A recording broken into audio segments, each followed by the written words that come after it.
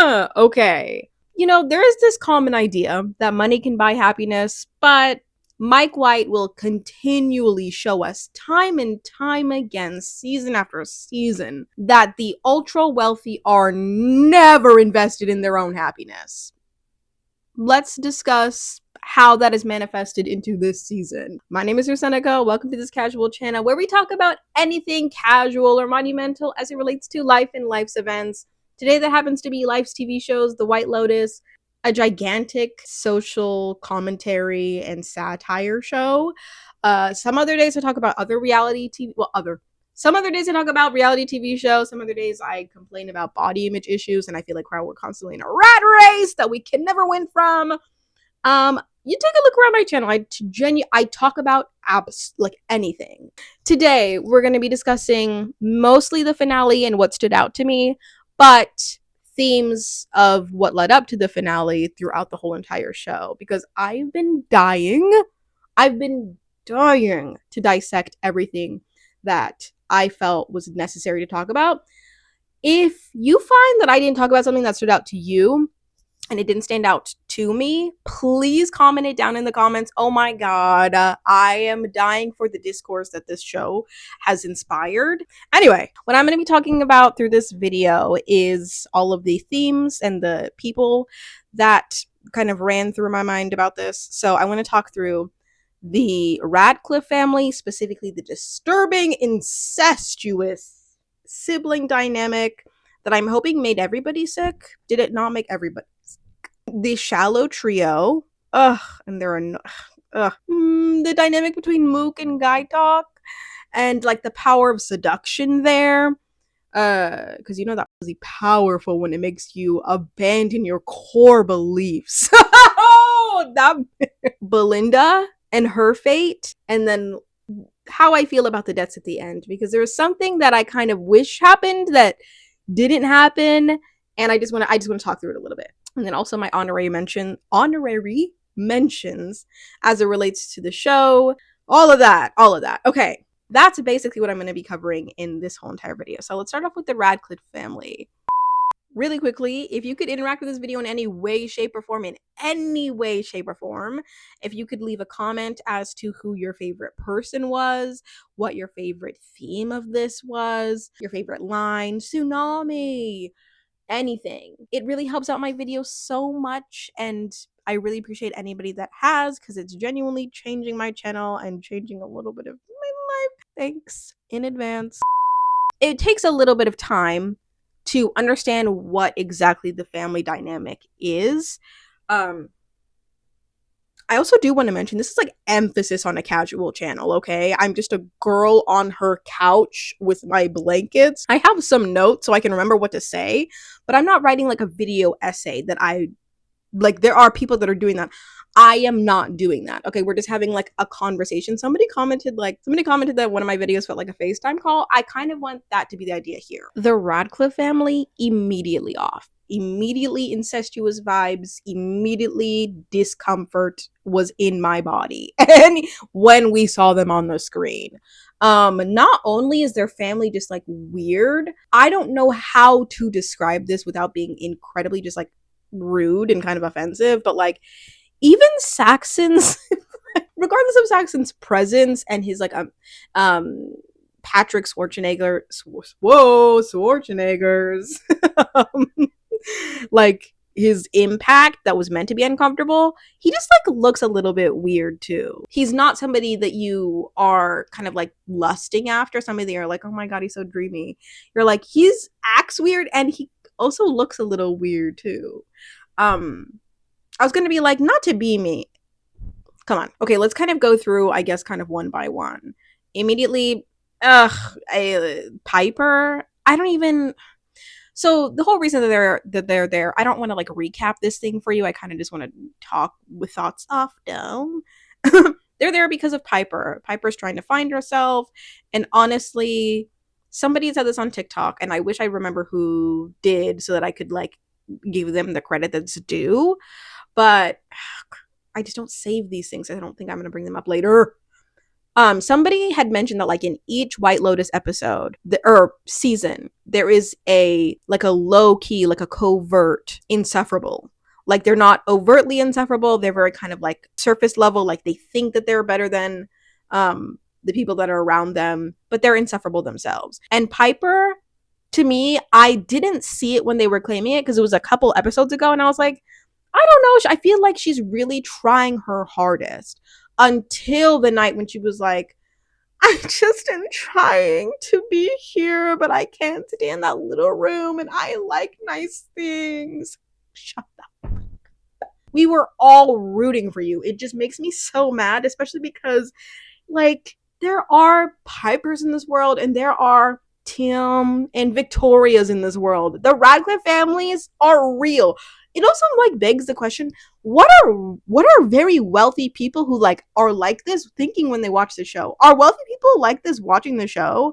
I would love to know. They're probably deeply offended because Mike White has pulled from his real life, and he'll talk about it on the official podcast if you listen, that like he like has pulled a lot of these archetypes from like past experiences and things. And he's in those circles because duh. But are rich people just watching the show being like, I don't know, or they being like, I can't believe they said that about Trump. Like, are they? Anyway, so yeah, the Radcliffe family upsets me deeply because they're like, as much as they're so exaggerated, they have so many real themes.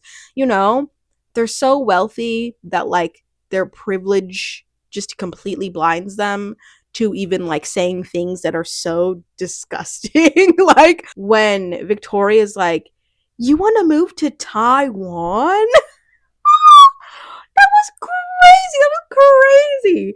You want to move? You want to like xenophobia and classism be like reigns true for every single season and like a lot of people in the show, but like hearing it specifically from her, there are so many Southern women that love to indulge in things that are like to them out of this world, like out of their world, but can't even like correctly talk about the countries and environments that they're in, even when they're in them, because there is this fear of the like of anything that is outside of their world.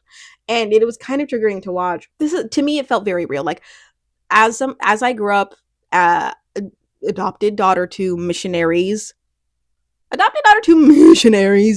were a lot of people that would come to the country that we lived in when we lived overseas, and I felt like had that same amount of ignorance to them, and it was triggering for me. True, like, oh, you want to go to Taiwan?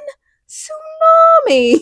Tim also, he has the whole. I mean, he had a lot on his plate. So he had a lot on his plate. Come on, the whole scam that he got himself into.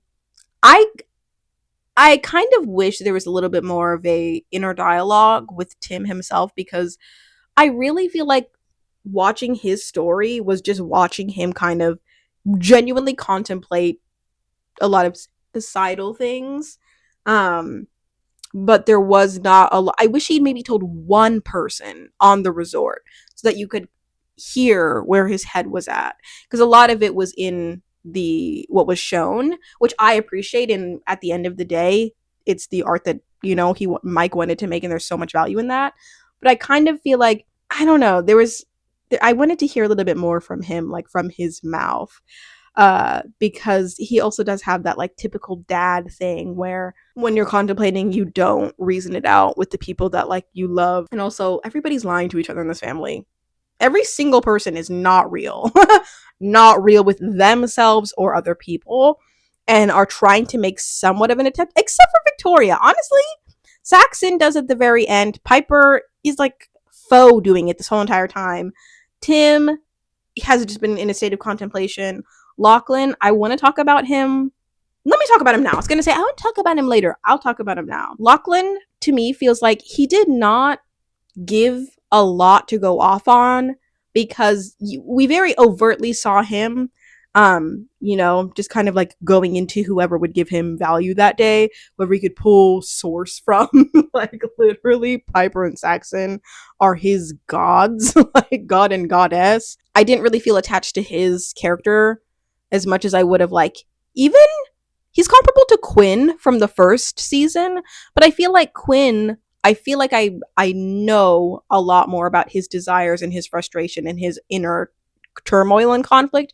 Whereas Lachlan, I only figured it out when he explicitly said in the last episode where he was like, where Saxon is saying, dude, it's okay to worship me, but don't worship me.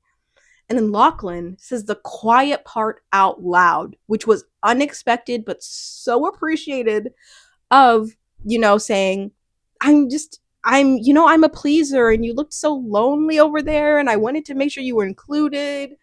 And I'm in a family of narcissists, and then he gets cut off. Of course, he has to get cut off. Like, he can't just express a single thought. Like, he has to get cut off. The one moment where we get any substance from him, it's just, you know what? Stop. Like, that was upsetting and annoying. But I kind of wish that, like, we were given a little bit more of Lachlan, because even when we're going to talk about the deaths, let me just talk about the deaths, okay? I'm straining to say this because I don't want to say the wrong thing, but you know what? Okay, this is just how it's gonna hit me. This is just how it hit me. When Lachlan was going to be spared of his whole entire family, like, dying because Tim was gonna kill everybody, like, as a group sacrifice, I was like, that was a really exciting storyline to me.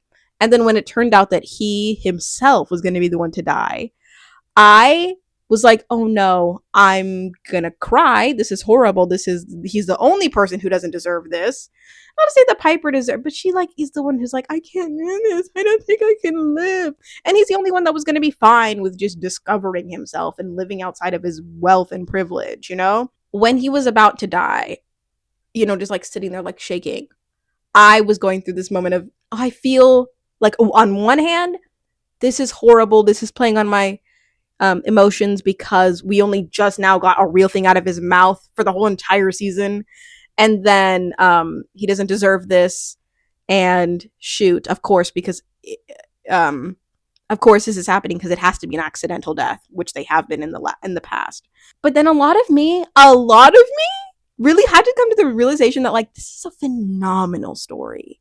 Mike White really did it with, I was like, as he was dying, I was like, Mike White really is doing it with this, especially where he was floating up, where you get the scene where he's either in the pool or the ocean, floating up to the Buddha heads, and you think it's his family at first, and you think that he's swimming, just reaching for any sort of life, life, just any sort of anything, and that's just been his whole entire life, is him swimming up, just, to have somebody be there. When that moment happened, it really hit very hard, and I was devastated. But I also feel like Lachlan's death felt like a necessary evil.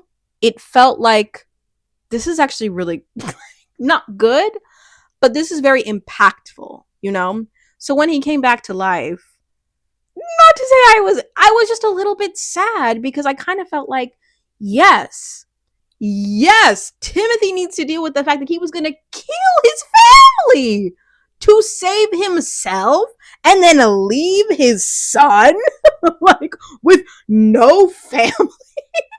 And it's also very interesting because Timothy is, has this whole entire speech about how he wants to protect his family. He's just trying to protect his family this whole time.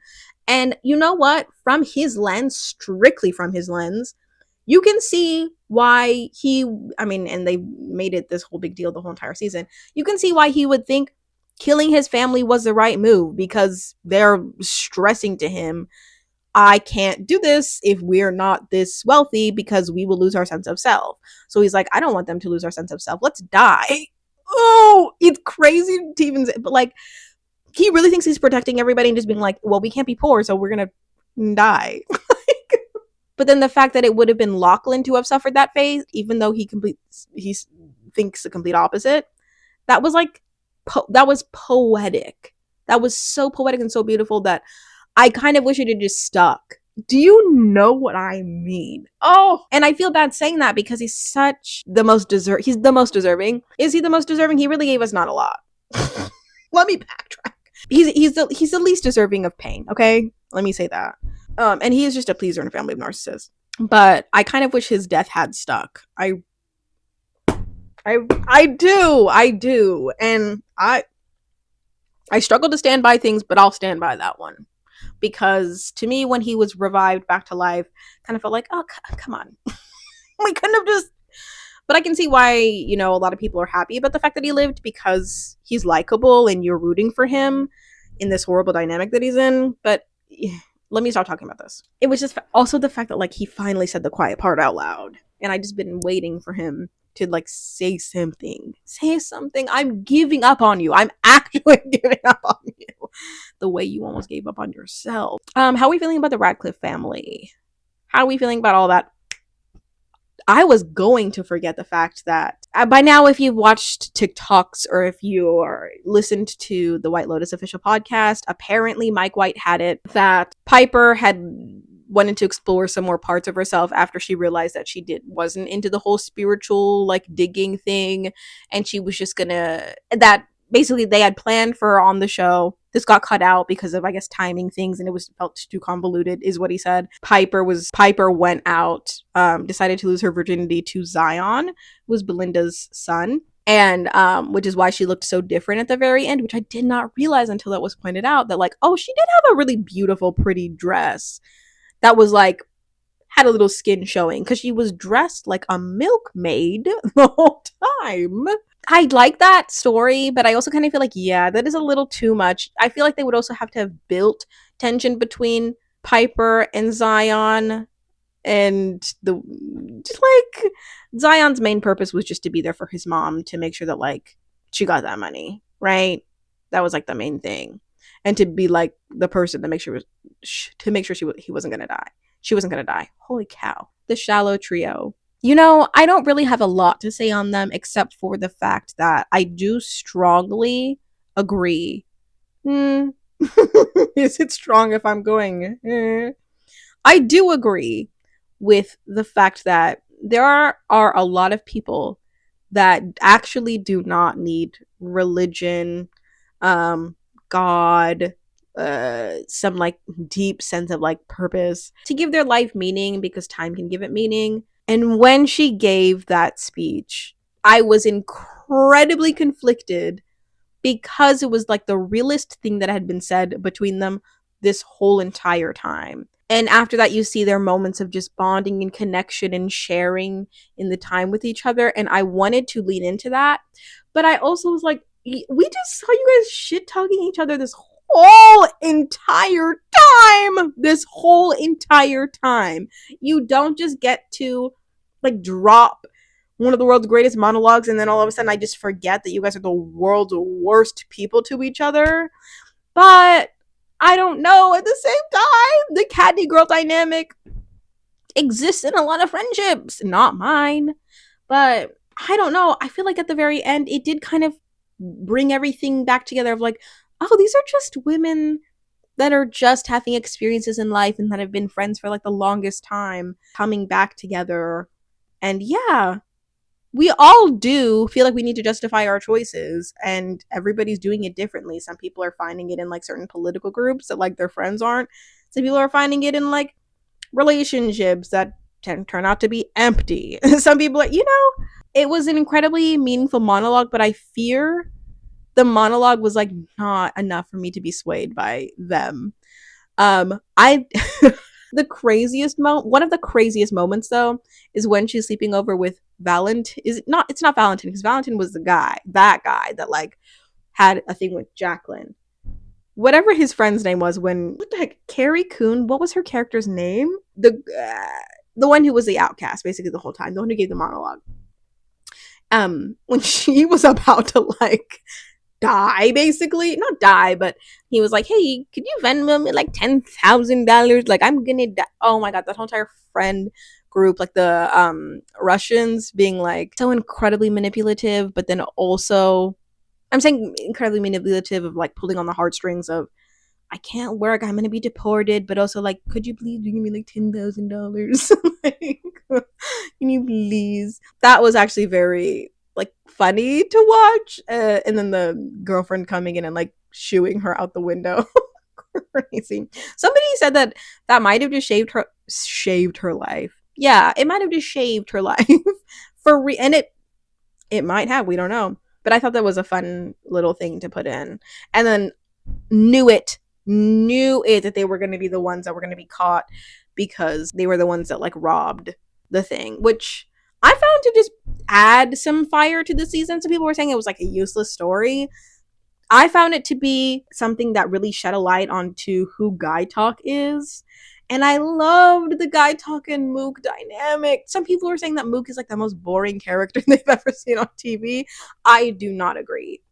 Mike White has specifically talked about how he had trouble choosing like specific stories and he wanted to just show all of the stories. And I feel like if you are familiar with White Lotus and you enjoy White Lotus and you enjoy storytelling that's like this, you know that like he's gonna just like pack in like as many things as he can. And so the whole Mook and Guy Talk, I think, kind of an exploration of the power. Well, this is from my own words, from the power of seduction, truly, because I think it's also very important to focus on the idea of a perspective of a guard, guarding the White Lotus. As somebody who grew up, I'm gonna say it again, I grew up in Uganda and Rwanda. We had guards, like, and there would be guards at like certain institutions.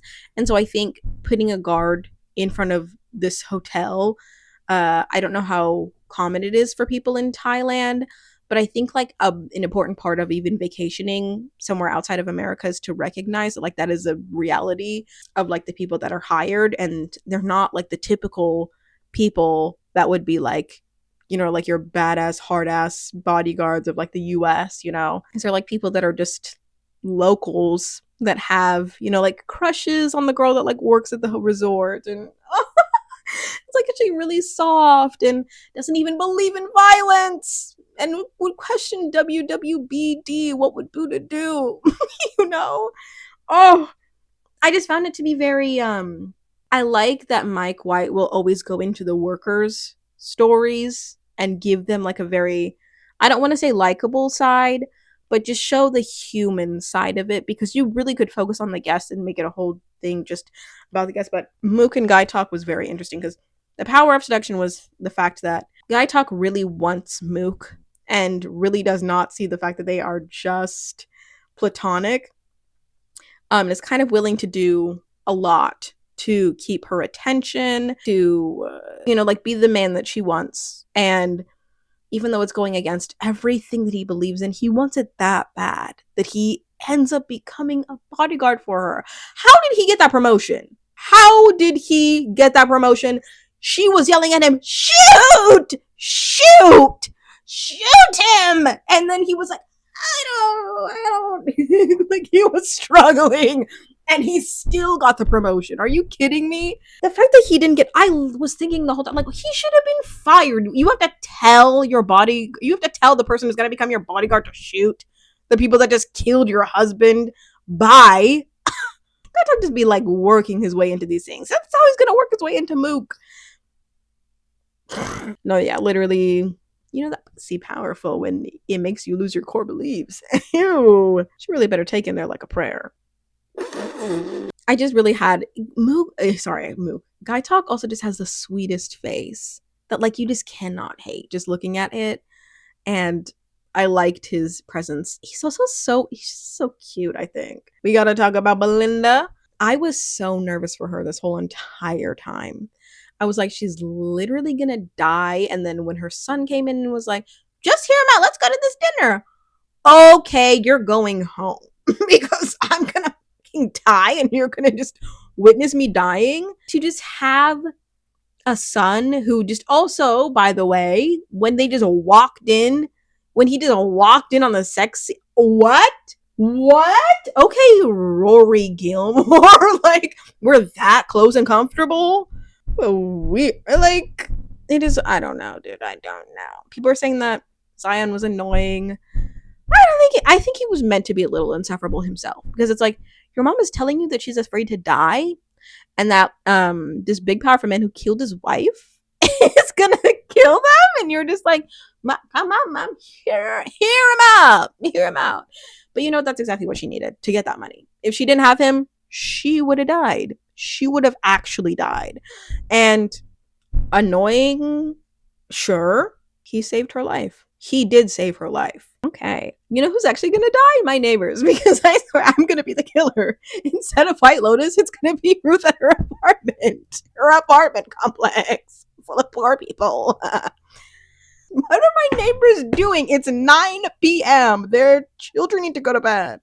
People are contemplating, like, is it bad because Belinda repeated history of saying that she would start the business with that guy? What was his name? Porn Shy? And then she just didn't. She's like, can I just be rich for 5 minutes? I don't think that she owed him anything. Also, I think it is different because Tanya really, like, really could have just done that for her. Also, just like given her money, like it would have been no sweat off her back to just give her the money to start the business. And also, like, put that back. She, like, what's that called?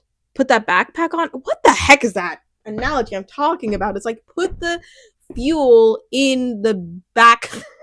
She, like, hyped her up to think that, like, she was gonna get her business.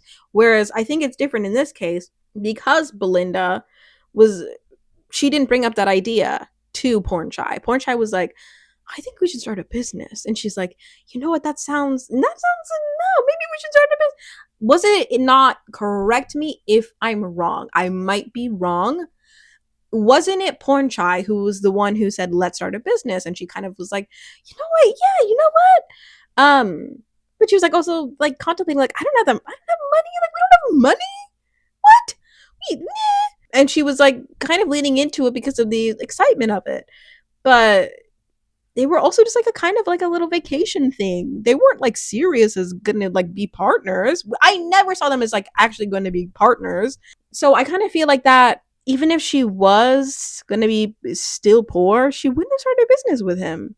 I don't think she would have started a business with him. I think it would have been too many moving parts. I think that the pattern was still like memorable to be like, but you said, like, she did say that. She did lean in a little, but I don't think it's the same thing because Tanya was in the position of power. She brought up the idea. She kind of like gave her false hope. I feel like Belinda gave him a little bit of false hope, but not the same amount. She was not in that power. She was not in the driving position. It's been this far, and I have not talked about Chelsea and Rick. Am I going to have to be the one to say it? I feel like I need to say it. I'm glad they died. I'm sorry. He told us. I hope everyone was listening when the monk told us you can now outrun pain. And then we have Chelsea explicitly saying, I am hope and Rick is pain. And guess what? He tried to run away and he couldn't outrun pain. I think that was perfect because although we all love Chelsea, okay, it just is the tragic classic tale of you can't fix a broken man as much as you love him and you feel bad for him and like your sympathy tugs, like you can't sacrifice yourself for him. And seeing her go through that actually just made me more upset watching the show because it was like you have so much good energy, you have so much good to offer somebody, you have so much value that you are just giving it to this leech who's just sucking your energy. And you know what, a lot of people like Rick because he's very vulnerable, and he has a lot of understandable pain. However, Dr. Romney described him as a vulnerable narcissist where he just can't let it go. Like he could not begin to work on himself. He did attempt, but to me it felt like largely just driven by Chelsea. It felt like a lot of it was heavy on the self-pity and like I just feel like Chelsea was such a bright light that was just dimmed and just and the end died because of him, and she did not deserve to do that. She did not deserve that at all. And I'm not saying that like I hated Rick. I just really didn't like the unfair dynamic of what I feel like we see a lot in like male female dynamics of like heterosexual relationships of he is pain and I am hope, and like I'm going to give him this hope that I have because I feel so sympathetic. No, no, it makes me physically ill because I said this in a couple videos before. I don't have it in my heart to sympathize with people that like are just continually causing harm, and then you make excuses for their harm because you have too much empathy where they would have none for you. Sorry, I'm sorry if that actually is, if you like genuinely felt a little bit like no, he didn't deserve, they didn't deserve. I'm sorry, you can't outrun pain and then all of a sudden the pain dies. If the pain dies with you, it does. And I, you know, I don't even want to comment on Greg, Gary, and then Chloe. That whole dynamic. I thought that the whole threesome thing, or no, it was just gonna be a cuckold thing. I thought that was just gonna die. I thought that was maybe like a ploy for Greg slash Gary to do something. Apparently he just like likes that because he ended off being like, hey. Like, what am I missing there? Those are the things that I wrote down that stood out to me: the incestuous family, Lachlan saying the quiet part out loud, the shallow trio, Mutok and Mutok Guy Talk and Mook, Belinda winning and repeating history, Lachlan's death feeling like a necessary evil. Fabian, okay, let's get into the honorary mentions of the season. Honorary mentions: Fabian falling into the water. It was so funny that like it was just it was like perfectly timed, even though there's like a moment of like grave shock of like, oh shoot, he's getting shot and everybody's like running. And then also oh my god, Carrie Coon's character running away just like immediately. That, oh my god, that would be me, but my husband would be like the Jacqueline's being like, what the heck is going on? I need to figure this out before I go. Oh, like the later reactions, no. Oh my god. Also, I should have mentioned this. Rick finding out that was his dad. Thank God he died, because I don't think that he would have been able to live with that. Really, I don't think he would have been able to live with that. Chelsea would have had to pay the price for his pondering on that thought. Leave it alone. Also, I'm going to be honest.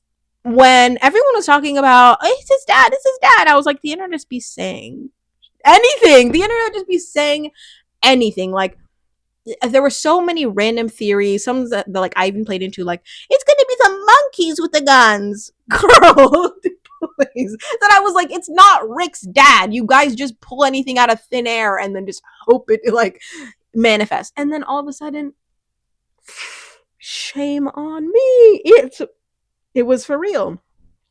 And they did a good job with that casting, because it did look like his dad. Because when I saw the theory of like it being his dad, I was like, you know what? I kind of see it, but that just kind of feels like maybe they were gonna like be there's random fans just like trying to force something. But here, hey, that was awesome. But it was also weird because it's like, oh, you just called this person who was like about to kill you, like you just called their mom a slut right to their face. And I get he was trying to provoke him or whatever, but it's like at the same time, that's also your son. Son, be like, your mom was a slut and we loved you. Like, what? But yeah, no, I guess he didn't miss out on anything, right? Damn. Something about an honorable mention that is not even related to the season. I'm still wondering how Quinn is doing. Can we get a little like recap on that in season 4? Because I really want to know what his life was like. That's all I want to. That's what I want to know. I really liked this season. I really don't know how I would rank, because I was like thinking about that as I finished the episode. I was like, how the heck would this rank as it relates to all of the other episodes, all the other seasons? You know, because I want to. My initial gut feeling is to be like, season 1 was the best. Season 2, no, season 3 is maybe second best, and then season 2 is the last. But I don't even feel comfortable doing that, so I'm not going to give it a ranking. This was a solid season. I genuinely do not understand the criticism of people being like, that sucked. People who like use language of like, that sucked. I feel like you don't actually like put words, like a specific explicit words as to what you would have meant it about this finale. Tell me what. I don't know how you could have like made better stories out of this last episode. I feel like so many great things were pulled out of this, and so many stories were incredibly strong from everyone. And I mentioned the qualms that I had, but like, if I was like the driver of this car, it would have been in a car crash, and it would like the people who are like, this sucked, write something better, dude. What would have you done? Because I just feel like we're so used to like giving our opinion on each and every little thing, even when it's not valid. That people just be like critiquing everything but not appreciating what is and what stands out about this. Just to be like, it sucked. Okay. Maybe use your words. I don't know. But yeah, let me know how you felt about this season. I just gave you all of my thoughts. I hope whatever happens next season, I will be recording this. I so appreciate everybody on this channel that takes time to like interact with these videos, takes time to comment, takes time to like do anything. Especially people who comment, like that means so much. It's I know it's like even silly for me to be like, I can't believe I have 1.3K. That's still cool to me. That's so cool. Even in the world of like Mr. Beast, it's really cool. Like to say that like in the world of Mr. Beast and like the fact that people have like millions of followers and millions of comments and millions of whatever, I still think it's amazing that like 1.3 people could have like signed on to like watch me and then leave affirmation. I just wish you guys the best. Ah, and I just made my first 100 with YouTube the other day. $100 is impactful to me. Okay, I know $100 is sometimes not impactful to other people. It's impactful to me, and I just appreciate anybody that has like contributed to doing that for me. Thank you. No, seriously, thank you. It means so much. I appreciate you. Wherever you are, whoever you are, whatever you're doing, whatever time of day it is. I hope you have a valuable, amazing morning, afternoon, or night.